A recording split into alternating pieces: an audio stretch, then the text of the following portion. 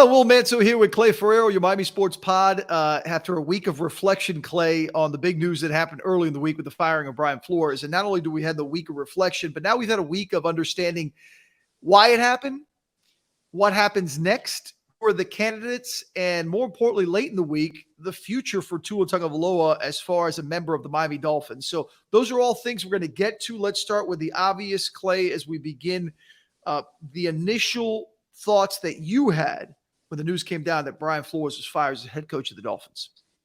Surprised, but not shocked. You know, we had the report from Jay Glazer on Sunday that he had heard from people that, hey, don't just assume that Brian Flores is safe. But then he even dismissed it by saying, I mean, why would you fire Brian Flores? He'll have a job in 2 seconds. So the initial response, I would say, was surprised, but not shocked, because you had kind of gotten a heads up that it was a possibility the day before. Yeah, I mean, I agree with you in the sense that we shouldn't be shocked, but I will admit I was shocked. We had discussed Brian Flores on our Sunday night show and said the same thing. I think you and I both agreed. Brian Flores is not without flaw. Brian Flores has not been perfect as the head coach of the Miami Dolphins. But the fact that they had winning seasons in back-to-back years for the first time since 2003, the fact that I felt that they were trending in the right direction as far as improving key areas of the team, the fact they had a defense that played very well for much of the season, in particular the second half of the season when they got hot, I think there was a view that they were trending in the right direction. Now, the picture we were painted from Stephen Ross when he met with the media to announce the reason that Flores was fired was much different than the picture that I think you and I and that most outside of the organization had of Flo. And that's this. Most of us felt that Brian Flores had control of this organization in the sense that, okay, things are headed in the right direction. We know where this is going. Everybody buys in. Stephen Ross painted a picture of not everybody bought in particular Chris Grier, and there was a sort of dysfunction within the organization on where things were going and a lack of agreement as to the way it was moving forward. That caught me by surprise. Not that sometimes things happen that we're not aware of, but that it was to the degree where you had to fire a guy who was, again, coming off a consecutive winning season for the first time in over a decade plus for this franchise. So, Clay, I think that's where the disconnect happens for me. Brian Flores is not without fault. I don't want this to seem like we're doing a podcast to defend the honor of Brian Flores.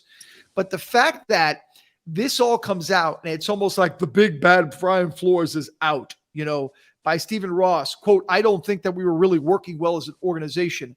I was a bit surprised at that.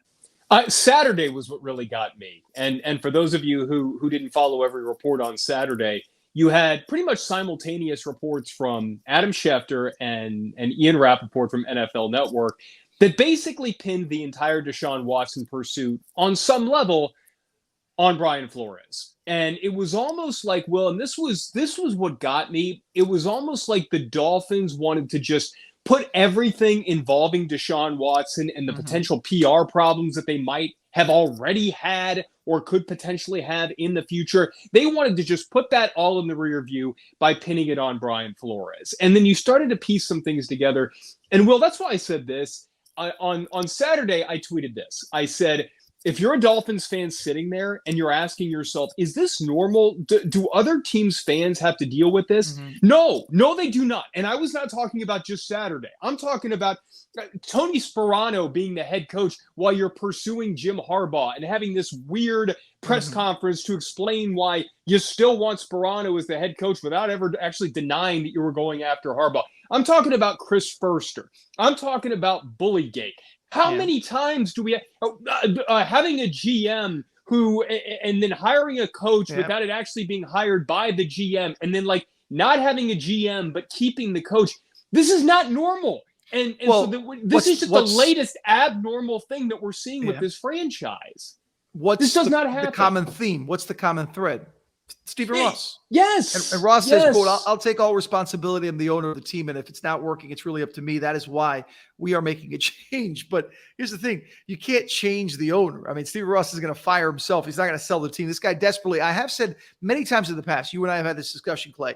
I know that Stephen Ross wants to win badly. I know he puts his money where his mouth is. He's not in the sense of bad owner of that he doesn't care and doesn't use the proper resources. Where I think his ownership and his ability as an owner is in question is the fact that he somehow thinks that he can magically wave a wand and that everything will get better. And you keep believing Chris Grier. Chris Grier keeps making it through unscathed. And look, Chris Grier had a good draft. But what I don't understand is you're saying that they didn't work well collaboratively, right? That there wasn't a good collaborative effort as to what you wanted to do. Well, this last draft gives some credit to Brian Flores and Chris Grier then for nailing some of these picks, for having the ability to find some really key players early in this draft. And if you're going to sit there and say Brian Flores didn't like Tua, well, then why did Chris Grier jump on board with Tua? And all this stuff about, you referenced the reports on Saturday about Tua Tagovailoa and sticking with the future and then not pursuing Deshaun Watson. Where was all that for the last year when you left Brian Flores on an island weekly and your quarterback, Yes. you now say you have so much faith in, weekly on an island, having to answer questions as to who is going to replace him and why, and all these trade rumors, and Flores having to defend and saying, he's my guy, he's my quarterback. Where were you in this year? How can you all of a sudden say it was the big bad Brian Flores? He's a meanie. He's not a nice guy. I didn't like the way he did business. He didn't get along with Chris Grier. He's the one that forced us into this predicament. And now that he's gone, everything's going to be okay. And Tua Tagovailoa is our quarterback and all this stuff. I don't buy it one bit. Yeah, so then you had let's go back again. So that was Saturday, and the reason why I wanted to hit on that was because it was kind of putting a bow on everything that we saw and heard all week. So you had Brian Flores fired, you had Stephen Ross stand up there and talk about collaboration, and really the word is alignment, right? Like there was clearly a disconnect on the direction in which they were going. Well, obviously, to me, that immediately signaled quarterback, and it was immediately pointing towards the most important position on the field. So the week goes on, and then you have those reports on Saturday, right? But the report the day before that was the one that really kind of put everything into perspective and really crystallized everything to me. And that was the one that said Brian Flores didn't like Tua's work ethic, okay? And so, I'm sure there was a lot more involved with this, but bottom line is it was very clear, it became apparent that for whatever reason, Brian Flores and Tua Tagovailoa were not going to work well together. Okay, so what I don't understand then is why is it just a Brian Flores decision, apparently at the time, given what we started to hear on Saturday morning, to then go after Deshaun Watson? Because then we saw those Saturday morning reports, but immediately after that, you had Aaron Wilson, who's a really reputable reporter in Houston, say, hold on a minute here. The Dolphins organization hired legal counsel in Houston to try to figure out if Deshaun Watson... I remember when that happened. Yeah. I mean, did Brian Flores call this law office? Did Brian Flores hire this legal counsel? Like, no, man. Like, the whole thing to me, look, maybe Brian Flores wasn't the right guy to be the head coach. I don't know that. I wasn't in the building. But to paint him, like you said, as big bad Brian Flores, as being the reason why the Dolphins fell, and to look at him as the reason for the lack of alignment when he's not the GM. Like, wasn't that the whole reason why you brought this group together before? Was because you felt like there was going to be that alignment. So what it seemed like more to me, Will, was Brian Flores didn't believe in Tua Tagovailoa as this team's quarterback. Fair. Right or wrong? I think we can believe that is true. Absolutely. So if that's your report, if that's the reason why it happened, then just say that. And like, it's okay. It's okay to say, you know what? Quarterback and coach are the two most important people in an organization. We as an organization, we believe in Tua Tagovailoa moving forward, but Brian Flores can't get along with him, so this isn't going to work. But they can't say that, Will, because the organization must have done something to pursue Deshaun Watson, or else his legal counsel would have been hired.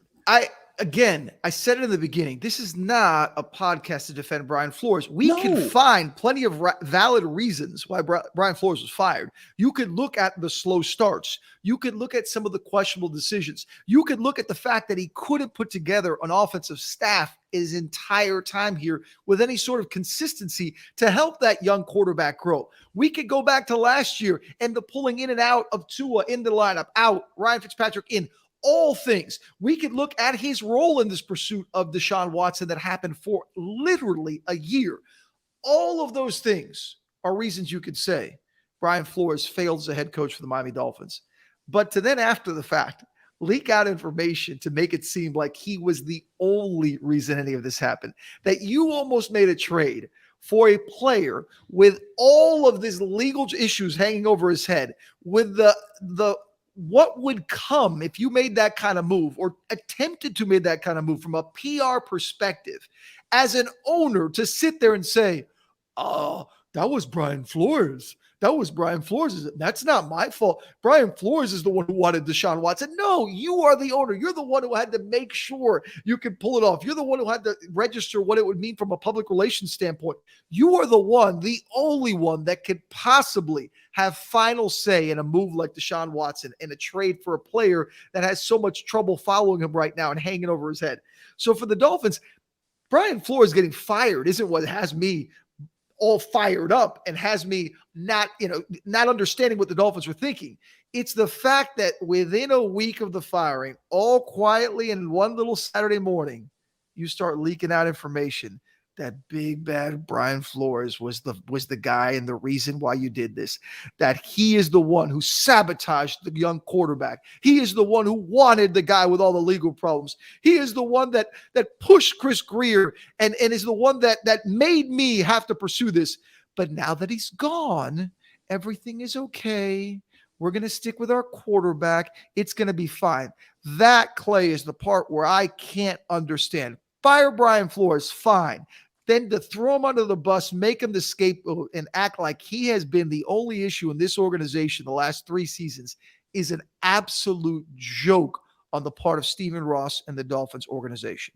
So just to be sure that people know we're not defending Brian Flores, let me add another reason why you could find some fault with how he handled all of this. Whenever it became apparent to him that he was not going to be able to get a quarterback other than Tua Tagovailoa, you have to immediately go all in on Tua Tagovailoa. And it never felt like, going all the way back to when they hired Chan Gailey as the offensive coordinator, who had worked with Ryan Fitzpatrick before. There was never a feeling that this team was being built around Tua Tagovailoa. At the same time, look at what Cincinnati did.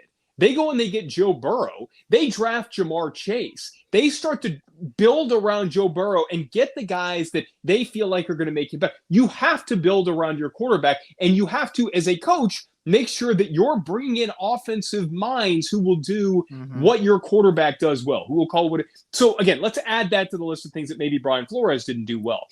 So let's add this one now to the list of just a complete organizational failure.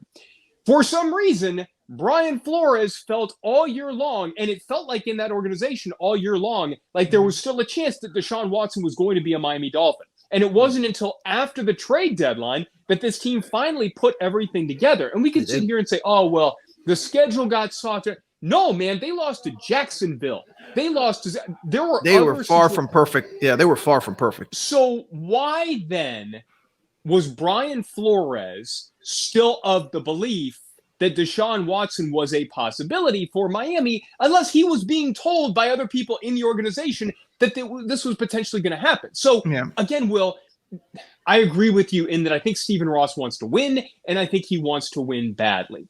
What seems to consistently be lacking with this organization is any sense of direction. They're always meandering off into, you're firing one guy, you're hiring. So there's never a full clean house moment where you can get that alignment. I'm glad you said clean house. You've got to get it. I'm glad you said clean house because, he didn't. And obviously, again, we're in the situation where Chris Grier remains. And I will give credit to Chris Grier. But if you're going to give credit to Chris Grier, you have to give credit to Brian Flores because you're saying that they both had to work together, right, to make this happen.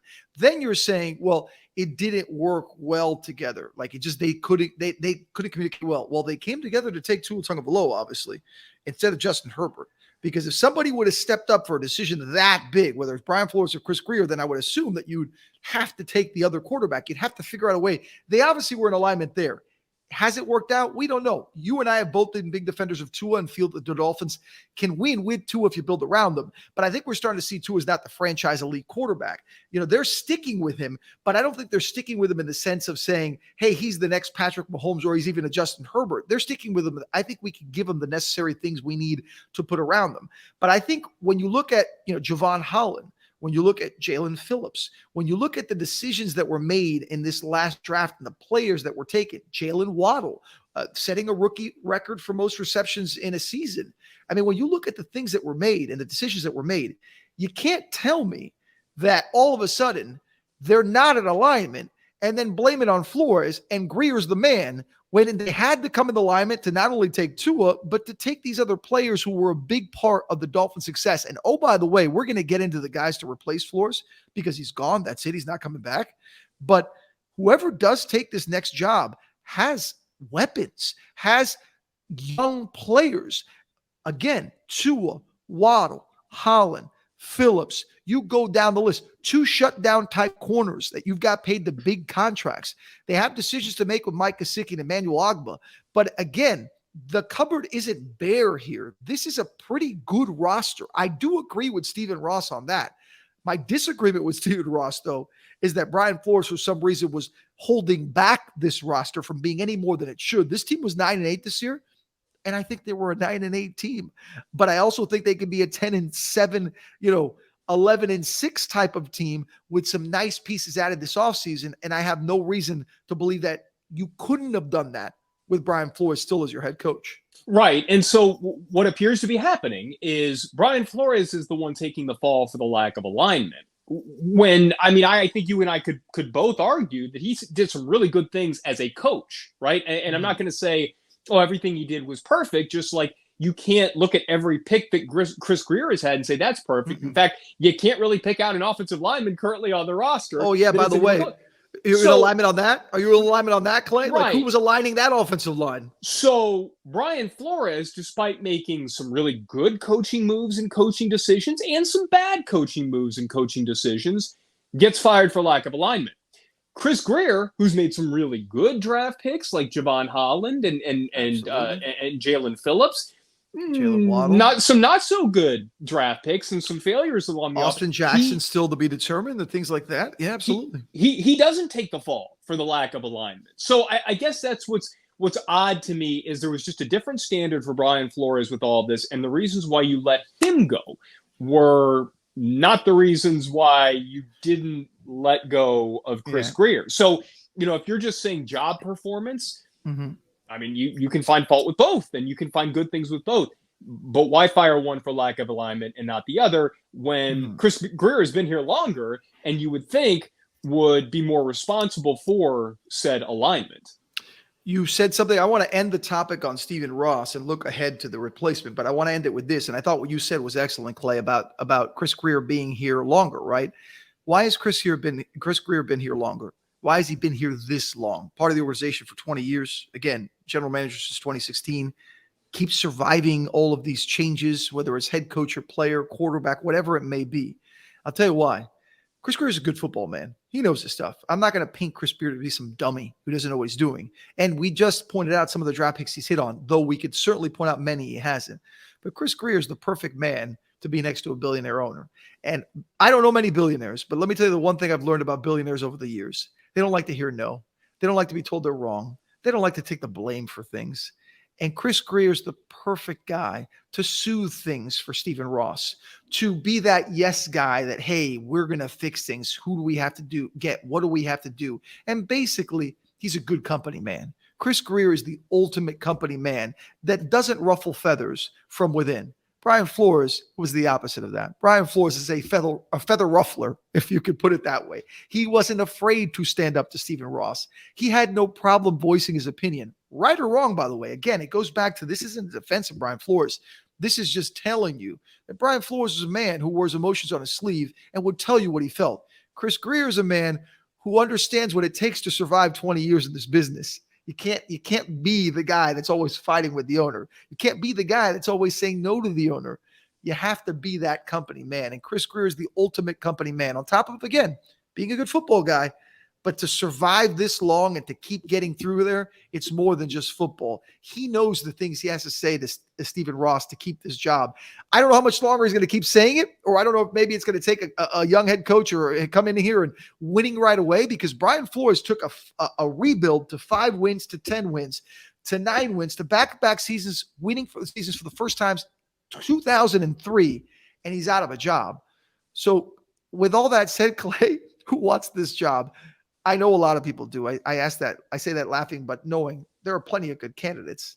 What's the answer to align with Chris Grier and be the next head coach for the Miami Dolphins, leading them forward? Yeah, and while we're getting into replacements, let me add something I thought Mike Florio from Pro Football Talk put this perfectly. He said, the head coach is on the field constructing a game plan, calling plays, making in-game decisions, while the GM is up in the owner's box whispering sweet nothings into the owner's ear. Absolutely. And all week, while Brian Flores is working with his players and coming up with game plans and getting into the nitty-gritty of what needs to be done, I'm not saying Chris Grier isn't hard at work, but it's a lot easier for Chris Grier to have conversations directly with the owner and say, excuse me, I don't know.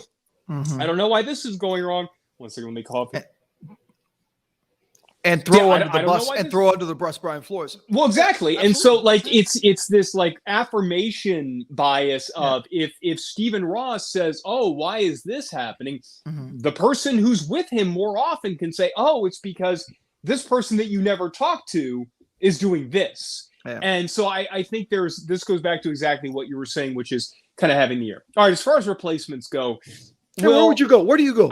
You hear Brian Daboll, you hear Leslie Frazier, you hear the possibility of a Jim Caldwell, you heard Mike McDaniel. That name is very popular now, a young guy in San Fran. I don't know if there's a right answer. And Clay, I want you to get the replacements, but here's the problem with me firing a coach like this, a coach that, again, I thought was trending in the right direction. If you fire him, who are you going to hire? If you have an obvious choice, you fire him and you go to it. If Jim Harbaugh was the answer, I would have been satisfied with that. If you would have told me, hey, I got a chance at Jim Harbaugh, he wants to come here and I'm going to pay him big money, then I would have been fine with it. The problem is now we're going through a list of 9, 10, 12 guys trying to hire a coach who you have no idea may end up being better than Brian Flores. That's where my problem is. Well, and so to kind of go off of what you just said, as far as, I don't know that there's a right or a wrong answer. For those who know I'm a Saints fan, in 2006, Sean Payton really wanted the Green Bay Packers job. They hired Mike McCarthy over Sean Payton. They made the choice of Mike McCarthy over Sean Payton. So, and nobody blinked an eye at the time. And given what we just saw in the Dallas Cowboys playoff game, I think Mike McCarthy leaves a lot more questions than answers. I think I'd take Sean Payton over just about anybody. Yeah. So there is no right answer. There is no magic formula of hiring the right person. You need to bring in somebody who has a vision for an organization. You can't just go out and try to hire the next Sean McVay. Zach Taylor isn't succeeding in Cincinnati because he's this brilliant offensive mind. He's succeeding in Cincinnati because he's got Joe Burrow. I know you were going to say that. And he's got a lot of talented players. And by the way, I think he probably has a good vision for that organization, and guys play hard for them. He's not doing it because he's a good X's and O's guy. You don't get – and here's the thing. Before we get into names, which we will now, it doesn't matter who that next name is. If you don't have your quarterback, they're going to fail. So that's the bottom – Zach Taylor isn't having success in Cincinnati if they don't have Joe Burrow. And whether Tua is the answer or not, again, we're not going to argue that now because we've debated Tua plenty, and for the most part, we've been on his side. But if Tua doesn't develop and become that next guy, then the replacement of Brian Flores will likely fail. And that's 100%. Just the way it works. And that's why, now that we get into names, that's why Brian Daboll is my first interview. It's not necessarily because I think he's the best candidate, but I want to talk to somebody who is in the division, who has worked with a really good quarterback in Josh Allen, who is completely different from Tua Tagovailoa, but more importantly, also worked with Tua at Alabama. And I want to know from talking to Brian Daboll, hey, if you come here, do you think that Tua Tagovailoa is the answer to be a franchise quarterback? Do you think that you could win a Super Bowl with Tua Tagovailoa here? Because we know that you have worked directly with him, and you have also worked with one of the most talented young quarterbacks in the NFL. That, look, even though he hadn't won a Super Bowl yet, I think we can agree that Josh Allen has the talent needed to win a Super Bowl as a quarterback. So you have all of those perspectives. So that's why Brian Daboll would be my first interview. Beyond that, Will, I need to have somebody who I honestly can walk in and say, look, organizationally, this is where I think you guys are falling short. I've watched you guys. Obviously, I'm grinding with my team, but this is what I see lacking in your organization. Because, I think if you just try to pick names out of a hat with this thing, look, Mike McDaniel, perfect example. I love the 49ers offense. I'm sorry, but that's not Mike McDaniel's offense. That's Kyle Shanahan's offense. I love that Buffalo had a fantastic offense this year. Maybe it's Brian Daboll's offense, but more likely it's because you have Josh Allen and Stephon Diggs and Emmanuel Sanders. And so, Will, I don't need somebody who has been a successful coordinator to come in and sell me on why he's a good X's and O's guy when he's out there playing with a stacked deck. I need somebody to come in and say, okay, these are your organizational shortcomings. This is where we have done things at places where I've worked before and it's been successful. And this is what I see lacking in the Miami Dolphins organization that I think that I can come in and help fix. And this is my plan and vision for doing it. You know, I like Daboll as a possibility because of what you mentioned. I also like going younger, you know, whether you look for a Kellen Moore, whether you look for a Byron Leftwich, who's done a very nice job in Tampa. But I go back to the risk you take. And I remember, and I know Dolphin fans that are listening and watching remember when Joe Philbin got hired. I remember Joe Philbin getting hired, and I thought to myself, he's coming from Green Bay, that offense, you know, he's a guy who could bring that here. And then I met Joe Philbin after the job, and I said to myself, ooh, Joe Philbin doesn't really have the personality that I was expecting, but maybe he's just an offensive genius. And then you start finding out what I was just talking about earlier about aligning yourself with a quarterback. When you have a successful quarterback, it makes you look like a lot better coach. And it works that way for offensive coordinators too. And a Kellen Moore who has a Dak Prescott, no matter what happened in that playoff game, Dak Prescott's one of the best quarterbacks in all of football. You have a Byron Leftwich who I think does have a bright future potentially as a head coach, who, by the way, has Tom Brady as his quarterback. Eric Bieniemy, same thing. Eric Bieniemy is a guy who keeps getting bypassed. I think it's an interesting name, someone that maybe the Dolphins, certainly other teams will need to talk to, but he's aligned with Patrick Mahomes. My point being, it's so hard to just pinpoint a guy and say that is the guy and take a chance on him because you could be back in this situation in 2 or 3 years. That's why, to me, the retread route, while it's not always the sexiest one, sometimes maybe is the better one, getting a coach who maybe didn't succeed somewhere else. You know, Jim Caldwell's a name that's come up a lot because Jim Caldwell did succeed other places, but he got fired for being pretty successful in Detroit. I don't know if Jim Caldwell at his age and what he wants to do is a fit. I do think Jim Caldwell will get a job again as a head coach. I'm not sure if it's here with Miami. Josh McDaniels is another guy I know that everybody always talks about. He's a name that gets cycled around when you hear, but I think he's a quarterback. Dan Quinn, who certainly didn't end well in Dallas, but he is a name that you hear a lot of. I always feel like in this case, given what's happened with the Dolphins' history of late and with Adam Gase and Joe Philbin and then giving up on Brian Flores, that maybe the retread is the route to go. But I guess as you hear all this, Clay, it goes back to my original point. When you fire someone but don't really have a direct understanding on who that next person is going to be, you're setting yourself up for this failure all over again. And it's a failure we've seen in this organization now for a decade plus. Right. And there's not going to be a Mario Cristobal, right? Like when the Hurricanes hired Mario Cristobal. Well, there could. Jim Harbaugh. Jim Harbaugh was the answer. If you really thought you could get Jim Harbaugh, well, meaning if you want to sell the perspective of, look, he won in the NFL, took his team to the Super Bowl. Yeah. He was a failure. Yeah. He won in college, and he's got the big name. That's the only one I would have said. If you fire Brian Flores for that, I would have been fine with. But none of these names excite you otherwise. Yeah, and that's fair. You have somebody who was a successful NFL head coach, kind of left on his own, and I understand that. I'd be curious to know why Vance Joseph didn't work out in Denver. That's another name, another retread. And he's somebody. So as a fan, you're always like so in love with the new hot name, but I mean, how often does that work out versus not, right? And if you get the good quarterback, right? If you get it worked out for Zach Taylor because he's got Joe Burrow, right? Right. It's rare that you have it's rare that you have a Sean McVay who is able to succeed so wildly with Jared Goff.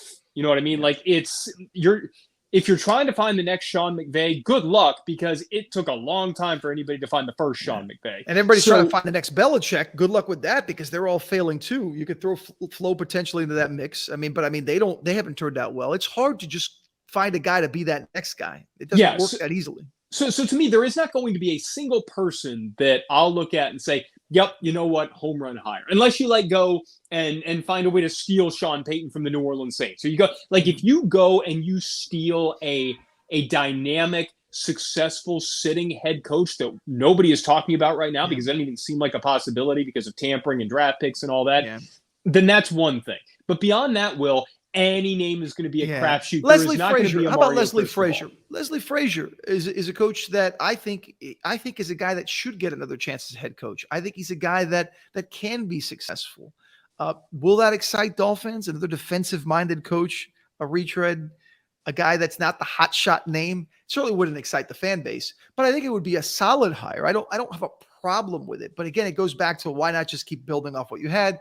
We understand. Stephen Ross says that it wasn't possible because you can't. What was the word he said? I don't think we can really work. If there's not alignment, then you can't work together, which, by the way, FYI, isn't true.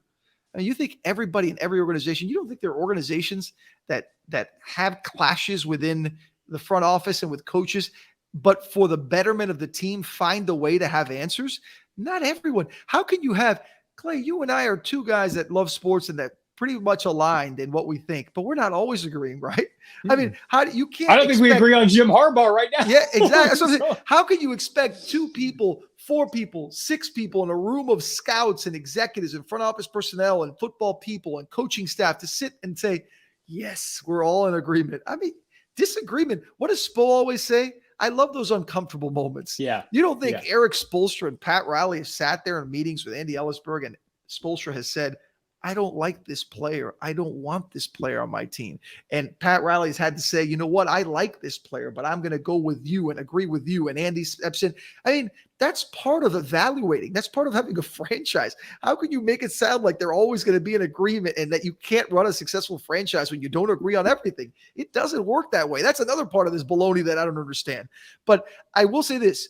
I think it's a good list of candidates from a retread perspective. And I think that there are young guys that certainly could pique the interest. Brian Daboll is probably the one name, and you said it right off the bat, that will appease Dolph fans enough to think that the change of Flores was the right one to go in the right direction to have a guy, especially now that you've said Tua is your quarterback. Yeah, because it would kind of affirm to Dolphins fans that you have somebody who is respected as a coach that has clearly gone to the Dolphins and said, oh, yeah, I can work with him. And so, any questions that may be – and by the way, the fact that there was some sort of lack of alignment between Brian Flores and Tua Tagovailoa, just to use the buzzword today, I think it only kind of furthers these factions that you see on social media where, man, like if you say one thing that isn't 100% positive about Tua, everybody's going to jump on you, right? And so if you like Tua – then you want a coach that you believe can work with Tua and that you believes he can work with Tua. And he wants to come to the Miami Dolphins organization because of the chance to work with Tua Tagovailoa. Yeah. I'll end this with one thing, Will.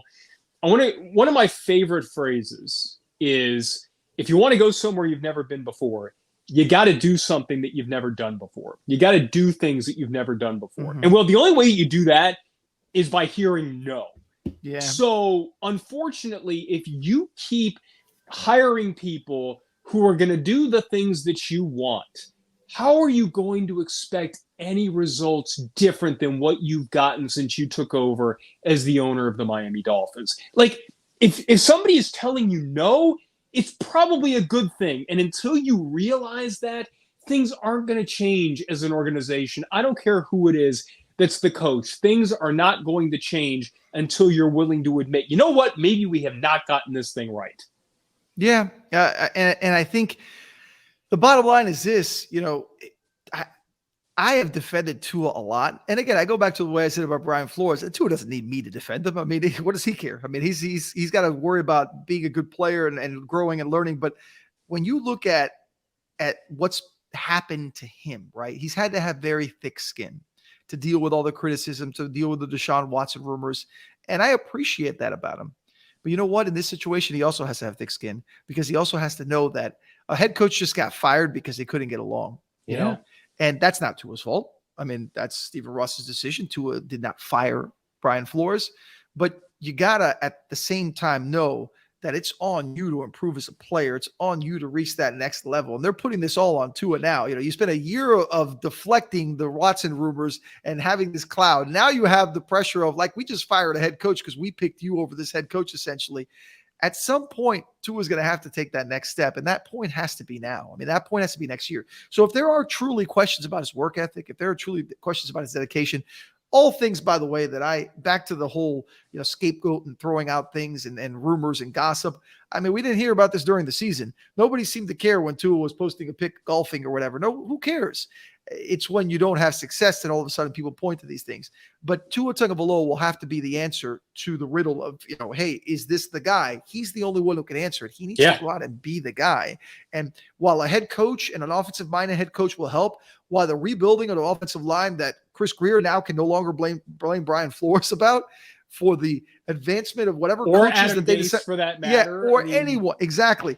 Whatever happens next, Tua has to improve. Tua has to put on himself to improve, because if he doesn't, there's no more scapegoating. If he doesn't, there's no more blaming the other guy. He's not going to be the quarterback of this team.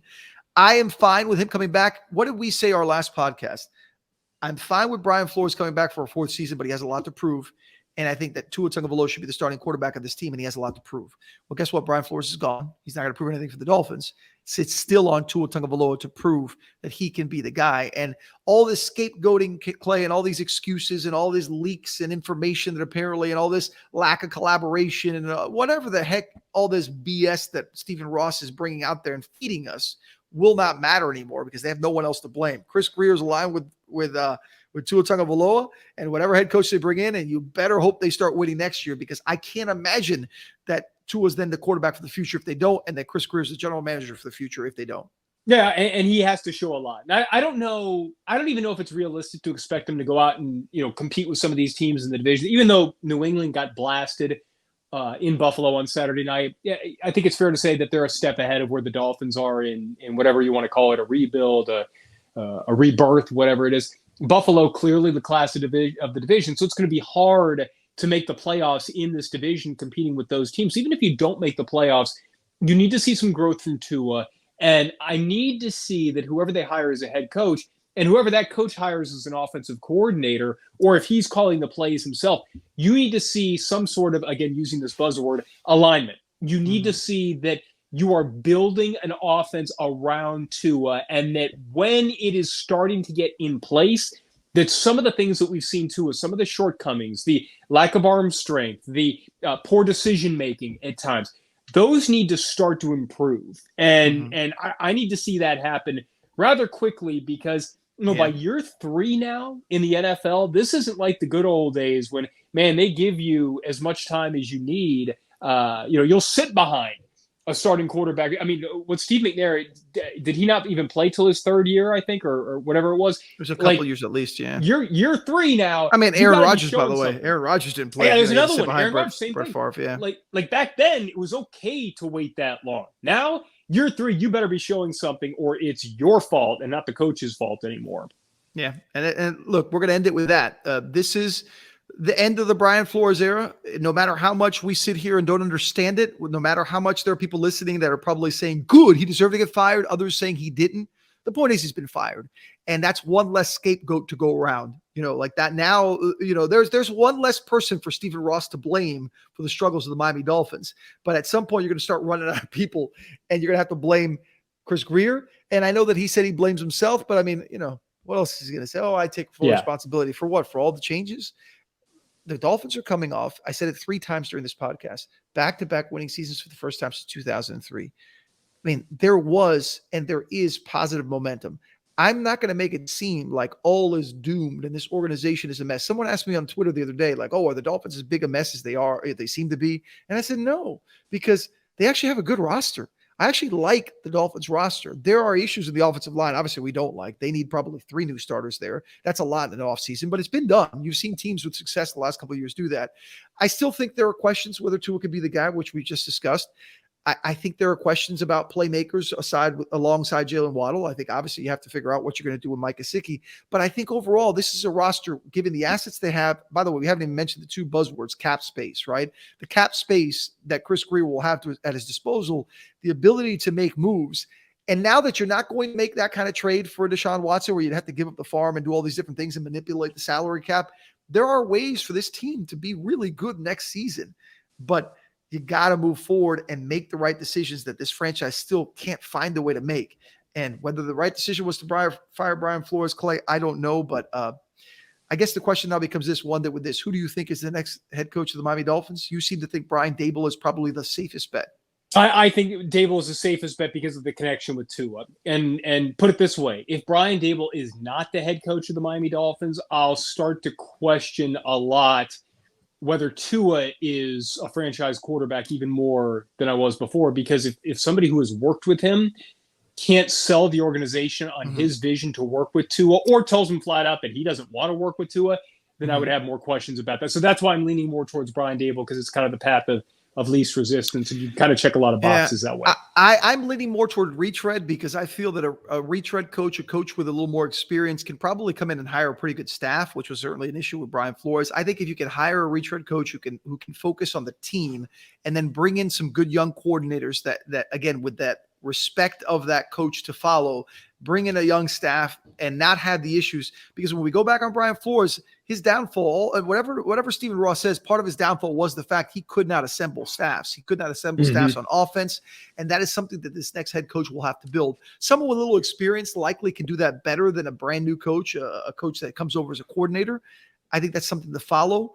Again, these are all interviews that are going to come in the next few days. By the time we talk again in a week, maybe the Dolphins hire a new head coach, though I'm not sold that it'll be that quick of a process. But then again, Clay, we wrapped up a podcast not thinking that, in a Sunday night show, not thinking that Brian Flores was going to be fired, and he was 12 hours later. Yeah, let me add one thing to what you just said as far as your next candidate goes. If you want to learn one thing from what may have gone wrong with Brian Flores as far as assembling a staff, I would think that looking back, hiring somebody who had only worked in one organization may be a bit of a problem for this reason. If you don't go work in other organizations, you're not exposed to a greater number of coaches. This is fair. So unless Flores was going to assemble a staff made up of pretty much only former New England Patriots staffers, then it was going to be really hard for him to bring in people that he trusted. He tried. Yeah. Let's not forget, he tried early on. He did. It just didn't work that way. And so, again, that's where somebody like Brian Daboll or one of the Retread coaches you mentioned would check a lot of boxes. These guys have been in a lot of places. And so they've been able to work with a lot of people that they can value what they do over other people that when you have a larger pool of people that you've worked with before, the cream kind of rises to the top. And so I would say, I agree. If there's one thing that you can learn from the Brian Flores experience, for lack of a better term, it's probably a safer bet to hire somebody who has more of a tree as far as coaches that they've worked with before. Fair. And I think that's where we'll end it. The Brian Flores era is done. That's it. We don't have to talk about it anymore, whether we agree with it or not. But don't screw this one up, because if you're going to fire a coach, you better get the next one right. And it's something Stephen Ross has not proven to be able to do to this yet throughout his tenure. All right, that's your Miami Sports Pod. Always appreciate you listening, subscribing, watching. We will certainly be back at some point soon, Clay, in the next week, maybe with an update on the coaching situation. Obviously, following us, what happens in South Florida sports.